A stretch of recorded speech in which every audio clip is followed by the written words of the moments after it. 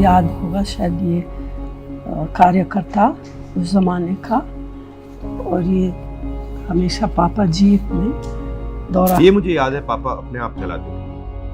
ये भी फोटो है, उस पूरा का पूरा ऊसर जमीन था।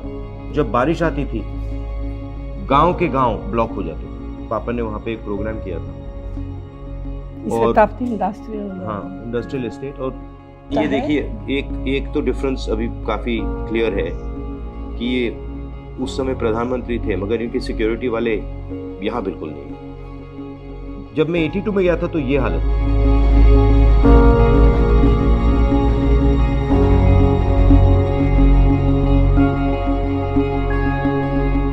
पहली बार आप रायबरेली कब गए? 81-82 शुरू किया काम। हम लोग जाते थे मेडिकल कैंप के लिए। बहुत सारे अच्छे डॉक्टर लोग थे वहाँ के, दिल्ली के। सेवा करने के लिए ये लोग हमेशा मदद करते थे। हमारे परिवार का अमेठी रायबरेली से 100 साल का रिश्ता है।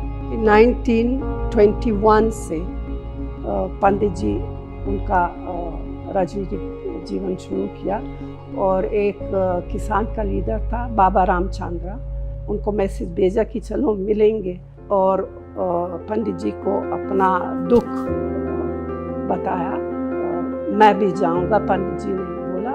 तो फिर वो प्रतापगढ़ पहले, क्योंकि सबसे ज़्यादा वो किसान का जो था प्रतापगढ़, और फिर रायबरेली भी, और एक दो और नज़दीक के जगह। रायबरेली वैसे राहुल के दादा फिरोज गांधी वहाँ के एमपी थे 53 से। पर दादा ने अपना काम, अपनी पॉलिटिक्स रायबरेली में आंदोलन से शुरू की थी अंग्रेजों के खिलाफ। जो उनका काम शुरू हुआ वो रायबरेली में हुआ। उनके देहांत के बाद तो फिर दादी ने लोकसभा लड़ाई वहाँ से, रायबरेली से। जब मैं अमेठी का एमपी था, रायबरेली के लोग आए थे, आपको याद होगा। आईटीआई के लोग आए थे। आईटीआई को वाजपेयी जी की सरकार बंद कर रही थी। कहा कि देखिए हमारी नौकरी का सवाल है, हमारे भविष्य का सवाल है। तो मैंने काफी उसमें हम लोग बहुत कोशिश की और उसको बचाया, क्योंकि हम चाहते थे कि वो जो टेक्नोलॉजिकल स्पिरिट है और जो टेलीकॉम्स का जो कनेक्शन था वो रायबरेली से ना टूटे। गांव में जाती थी लोगों से मिलने, पता करना।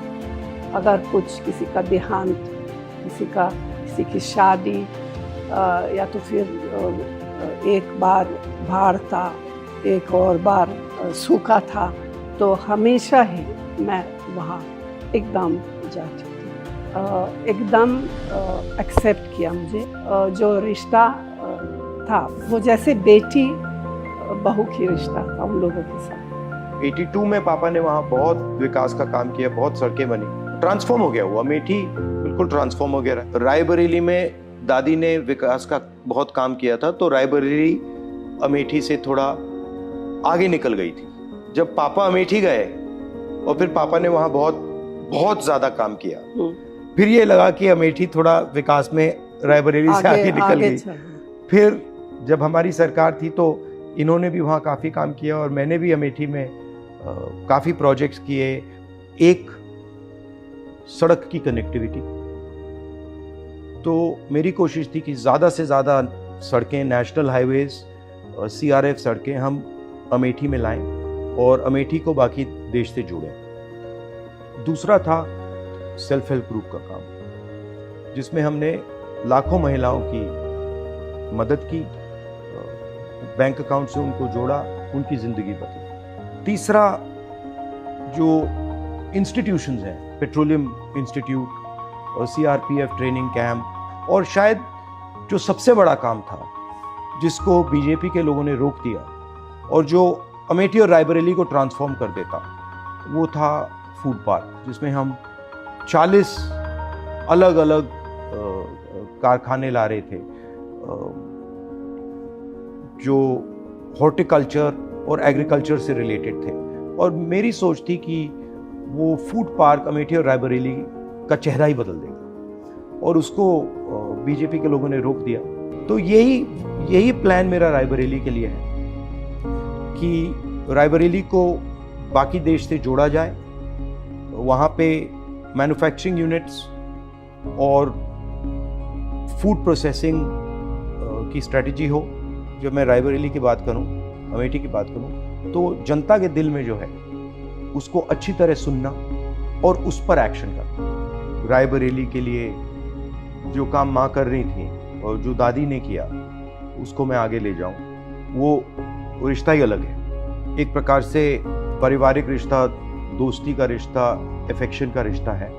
तो जैसे मेरा माँ के साथ रिश्ता है, बहन के साथ रिश्ता है, वैसे ही वहाँ के लोगों के साथ हमारा रिश्ता है, वही फीलिंग है। खाना भी बहुत अच्छा लगता है मुझे।